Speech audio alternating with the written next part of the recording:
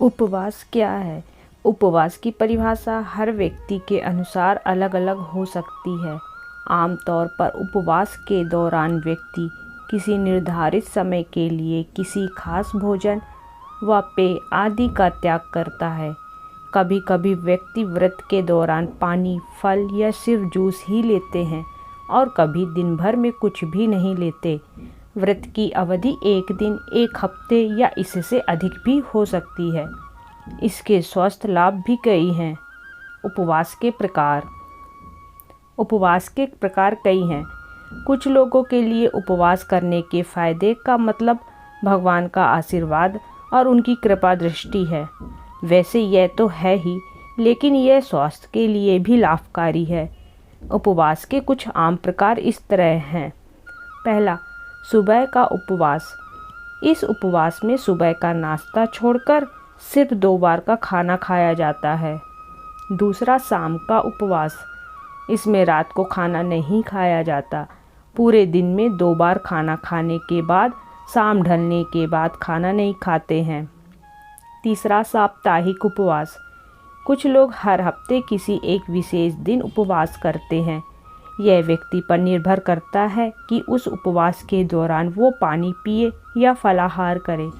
बस इस दौरान नमक वाले खाद्य पदार्थों का सेवन नहीं किया जाता है। चौथा, जूस या रस का उपवास। इस उपवास के दौरान व्यक्ति ठोस या भारी पदार्थों का सेवन नहीं करता। इसमें व्यक्ति सिर्फ फलों के रस ही पीता है। पांचवा, फलाहार उपवास।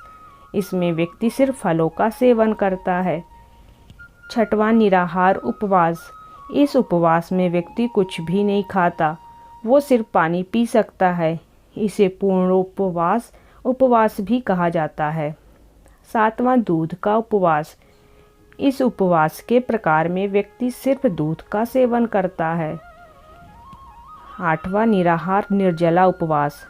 यह उपवास काफ़ी कठिन होता है क्योंकि इसमें ना कुछ खाना होता है और ना ही पीना।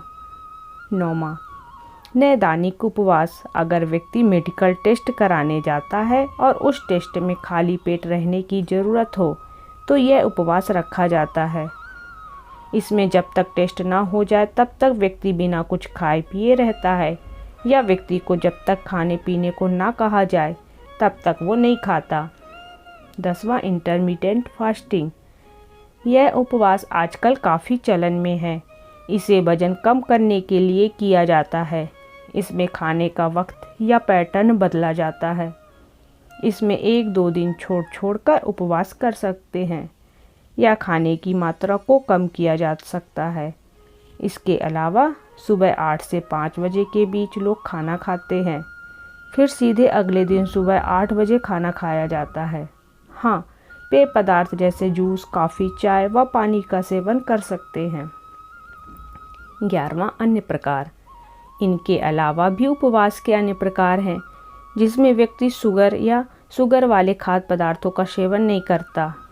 कुछ उपवास ऐसे होते हैं जिसमें व्यक्ति उच्च कैलोरी वाले खाद्य पदार्थों को लेना बंद कर देता है। कैसा उपवास करना है यह पूरी तरह से व्यक्ति और उसके शारीरिक क्षमता पर निर्भर करता है। उपवास के फायदे। पहला, शरीर को डिटॉक्सिफाई करें।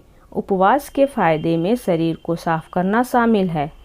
रिसर्च पेपर के अनुसार अगर ऐसा उपवास रखा जाए जिसमें खाद्य पदार्थों के सेवन के बजाय तरल पदार्थ शामिल हों तो शरीर सही तरह से डिटॉक्सिफाई हो सकता है। इससे पाचन बेहतर होने के साथ ही पेट संबंधी परेशानियां और त्वचा संबंधी समस्याएं कम हो सकती है। दूसरा, वजन कम करें। आधे से ज़्यादा लोगों की समस्या मोटापा है। ऐसे में वक्त रहते इस पर ध्यान न दिया गया तो यह कई शारीरिक समस्याओं का कारण बन सकता है। वैसे वजन कम करने के लिए उपवास अच्छा तरीका हो सकता है। रिसर्च पेपर के अनुसार इंटरमिटेंट फास्टिंग से बढ़ती चर्बी को कम करने में मदद मिल सकती है। इस उपवास में ठोस पदार्थों की जगह पेय पदार्थों का सेवन किया जाता है या फिर खाने का वक्त बदला जाता है। तीसरा, पाचन तंत्र के लिए उपवास के फायदे। उपवास पाचन तंत्र के लिए भी लाभकारी हो सकता है।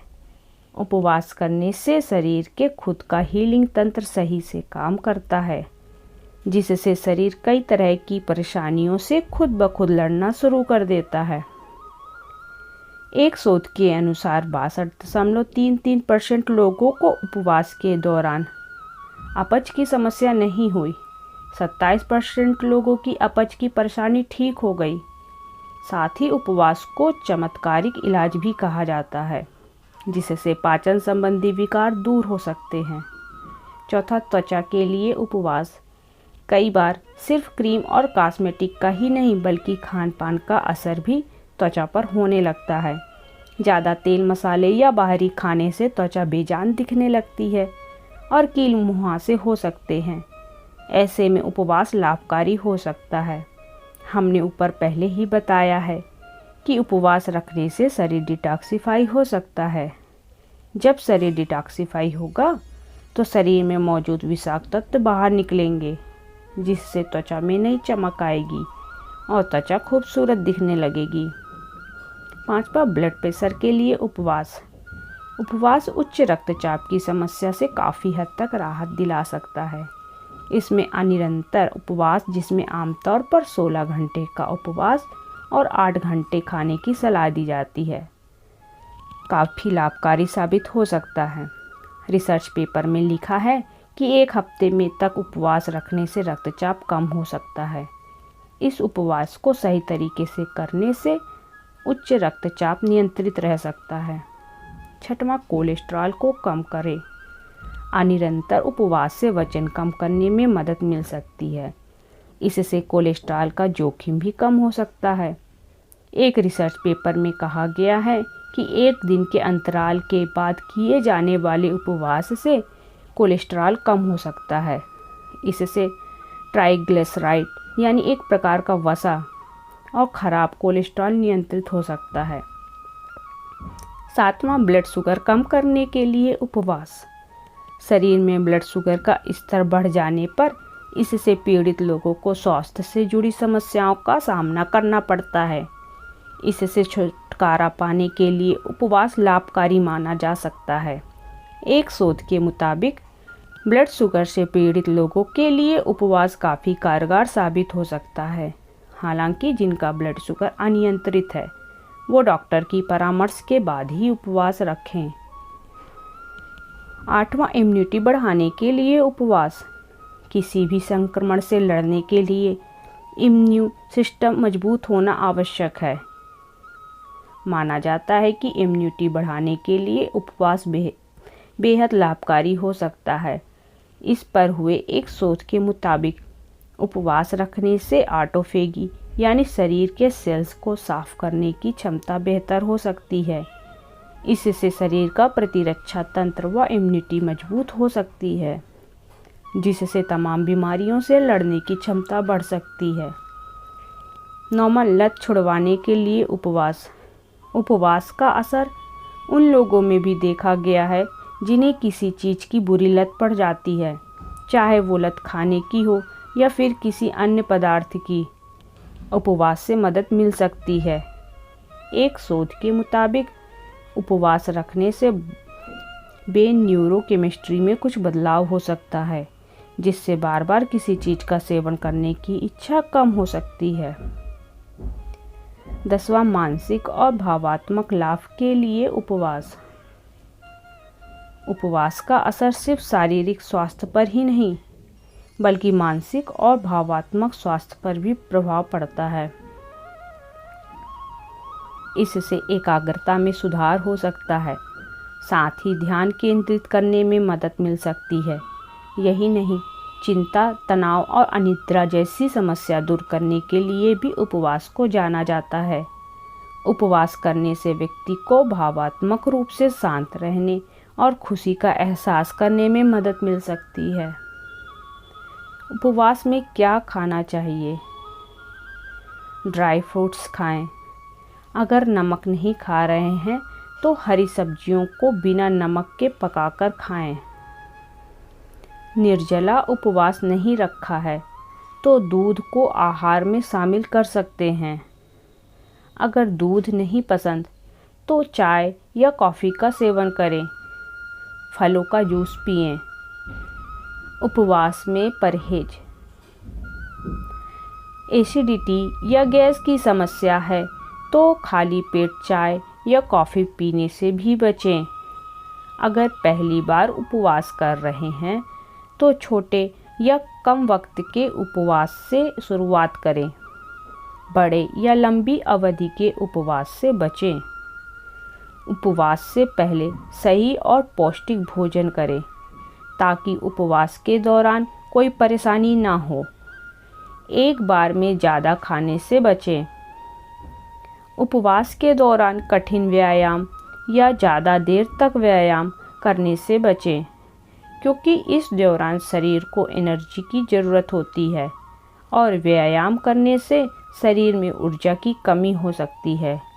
इससे थकावट और कमजोरी भी महसूस हो सकती है। अगर स्वास्थ्य संबंधी समस्या है या कोई दवा ले रहे हैं तो उपवास ना करें। उपवास के बाद जाहिर सी बात है ज़्यादा भूख लग सकती है। ऐसे में उपवास तोड़ते वक्त या उपवास खत्म होने के तुरंत बाद कुछ भारी आहार करने से बचें। उपवास के नुकसान। अगर उपवास के दौरान सही पौष्टिक तत्वयुक्त खाद्य पदार्थों का सेवन नहीं करते हैं तो डिहाइड्रेशन, चक्कर व कमजोरी जैसी स्वास्थ्य समस्या हो सकती है। अगर लंबी अवधि तक का उपवास करते हैं तो एनीमिया भी हो सकता है। उपवास के बाद तुरंत भारी खाने से पेट संबंधी समस्या हो सकती है। कुछ लोगों को भूखे रहने से चिड़चिड़ापन या गुस्सा आने की शिकायत हो सकती है।